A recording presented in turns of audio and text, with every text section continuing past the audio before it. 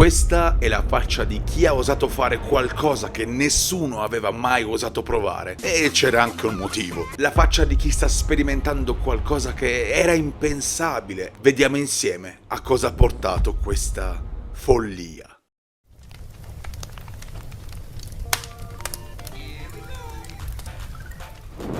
Ciao a tutti sbarberelli e benvenuti o bentornati ancora una volta su Barba e Fuoco, il canale dove l'arte e la cultura nerd si fondono.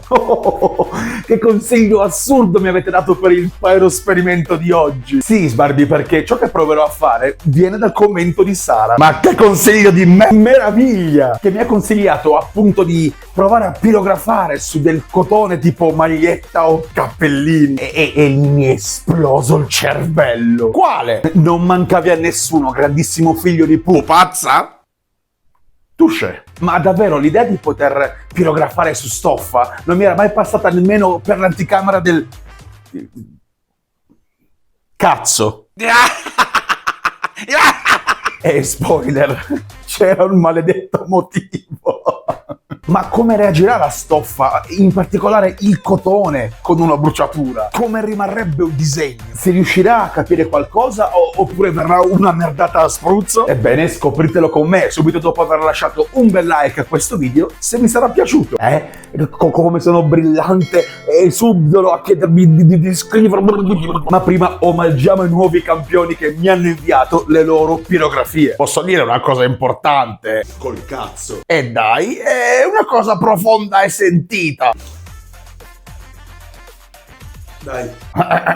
Musica, prego. Siete davvero in tanti ad inviarci le vostre pirografie, che siano primi lavori oppure no, così come siete in moltissimi a lasciarci commenti con complimenti per i video, per la qualità e la passione che ci mette quell'altro. Ebbene, questo è ciò che dà un'immensa spinta a questo canale per continuare a creare contenuti sempre migliori. E quindi dal profondo della mano che mi sta muovendo in questo momento volevo soltanto dirvi grandissime teste di ecco, ma io dico, è ripartito anche bene. Cazzo!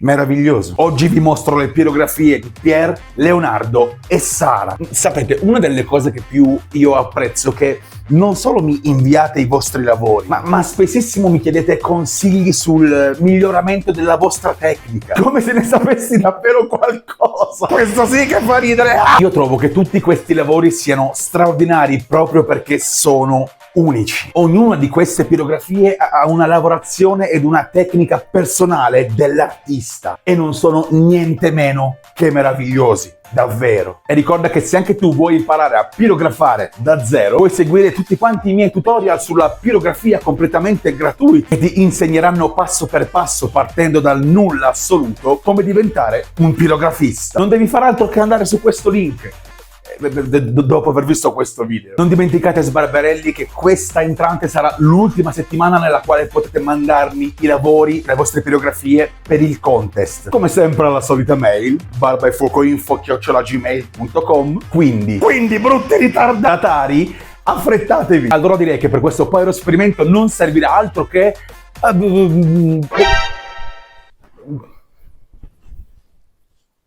ok, una maglietta. E per il tema, dunque io salto sempre da un'idea all'altra, cercando di dare un senso logico alle cose e ho i baffi.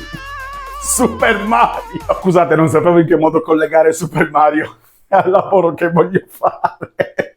Però se l'idea di pirografare una maglietta con un'illustrazione di Super Mario mi piace da matti, quindi sperando di non fare la proverbiale cagata pazzesca, io vi invito ad iscrivervi al canale Barba e Fuoco e scoprire insieme a me che cosa succede a provare a pirografare una maglietta. Quindi anche oggi è ora di pirografare Una merdata! Dai, me l'avevi promesso!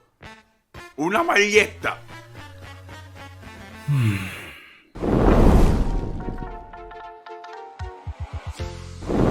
Ok, io sicuramente mi aspettavo molte difficoltà a lavorare in questo modo, su un tessuto poi non creato apposta per lavorarci sopra come una maglietta, e non sono stato deluso. Le primissime avversità si sono verificate infatti ancora prima di accendere il pirografo. credetemi, non è stato facile disegnare su di una maglietta, e anche avendo posizionato un asse di legno sotto, non posso certo definirla una cosa comoda, perché per prima cosa devi sempre stare lì con due mani, le mani sporche perché avevo appena finito di spaccare la legna, una che disegna e l'altra che mantiene bello teso il tessuto. Inoltre, io che sono un vero genio, avevo iniziato a disegnare con una 4H, il che mi imponeva di calcare molto più del necessario per lasciare la traccia del disegno. Dopo sono fortunatamente passato ad una 2B e il tutto è risultato meno complicato, così che tra un'imprecazione e l'altra sono riuscito a portare a casa un'immagine piuttosto decente, e adesso era il momento di scoprire la verità.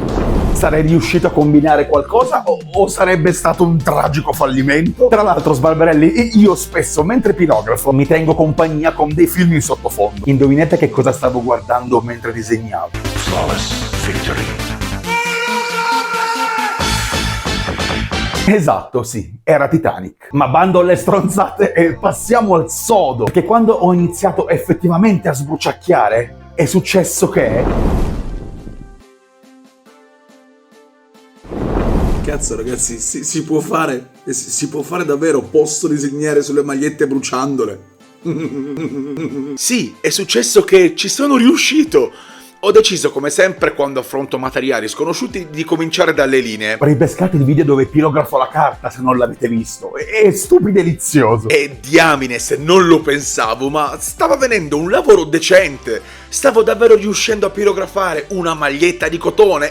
Era assurdo! La sensazione di pirografare qualcosa che non solo non fosse legno, ma fosse anche un materiale così instabile era assoluta. La curiosità mi imponeva di continuare ancora e ancora, senza fermarmi. C'è da dire però che, come era lecito aspettarsi, pirografare su del cotone è una faccenda piuttosto complicata. Ma va, davvero? Tu ma va davvero, scemo. E sì, Sbarbi, perché per pirografare su un materiale come il cotone bisogna possedere una padronanza assoluta della macchina. Come appena accennato, molto più rispetto a materiali come il legno o la carta, disegnare bruciando del cotone è una faccenda terribilmente complessa. Non può esistere il minimo errore, poiché alla prima bruciatura sbagliata si rischia seriamente di bucare la maglietta e, ahimè, così è successo. Nonostante l'attenzione totale nel tracciare linee abbastanza visibili, ma senza alzare troppo la temperatura del pirografo, non sono riuscito a mantenere intatta la maglietta che alla fine presentava molti bucherelli qui e là dettati dalle bruciature.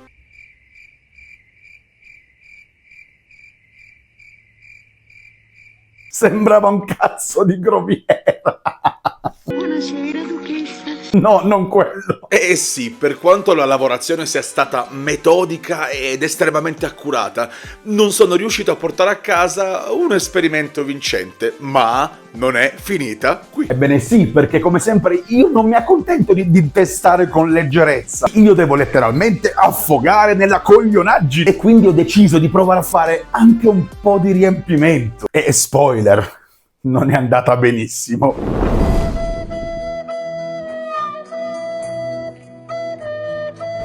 Ok, siamo nelle fasi finali dell'esperimento. Già in cuor mio sapevo che non sarebbe finito particolarmente bene perché avevo già sbucherellato la maglietta e quindi non sarebbe stata indossabile. Però guardate. Io vado, Eh sì, malgrado tutto ci ho provato ed è andata proprio come avevo ormai intuito. Di merda! Eh sì ragazzi, ho effettivamente compreso perché a nessuno sia mai venuto in mente di aprire uno shop di magliette pirografate. Essendo più estesa la punta da riempimento, faceva molto più fatica a gestire la bruciatura sul cotone, rendendola poco uniforme e sgradevole. Inoltre la precisione era davvero ai minimi storici, facendomi fare diverse sbavature. Non aiutava inoltre che, come già detto in precedenza, il fatto che il materiale imponesse di doverlo sempre stendere, quindi le difficoltà erano davvero parecchie. Allora, dopo qualche tentativo, sono riuscito a portare a casa un lavoro che fa cagare. Sì, però non volevo arrendermi. Proprio perché ho visto che le linee bruciate possono rimanere bene, voglio provare con una stoffa magari più resistente, magari uno straccio. Boom, deciso, 100 like a questo video e io proverò a pirografare uno straccio da casa con tanto di sfumature. Ma te sei proprio un coglione! Sì. E insomma, anche questo pyro-esperimento è stato portato a casa, anche se il risultato, come è prevedibile, non è stato dei migliori, ma è stato maledettamente divertente. Il rischio e la sfida sono stati assoluti, così come il mio impegno nel provare qualcosa di totalmente inedito. L'esito parla da sé, ma proprio questo fallimento, Unito ad i vostri commenti, continuano a stimolarmi ancora e ancora a provare a disegnare sbruciacchiando qualsiasi cosa. Ebbene sì, Sbarbi, questo pyro-esperimento è stato, ahimè, un po' fallimentare. Tu cosa ne pensi? Guardandola preferirei infilare il cazzo che non ho in un cappuccino piuttosto che indossare quella merda! Mi piaci perché sei delicato. Però davvero, provarci è stato incredibile. Quindi se vi va potete iscrivervi al canale Barba e Fuoco come premio di consolazione. E io vi aspetto con altri commenti dove mi consigliate di pirografare robe. Ricordo, per chi non lo sapesse, che cliccando su questo video potete guardare altri miei contenuti o esperimenti vari. Quindi io e la merda qui vi diamo appuntamento a domenica prossima e... Pyro, saluti a tutti! Ti rendi conto che hai un braccio infilato su per il culo? Non è così male.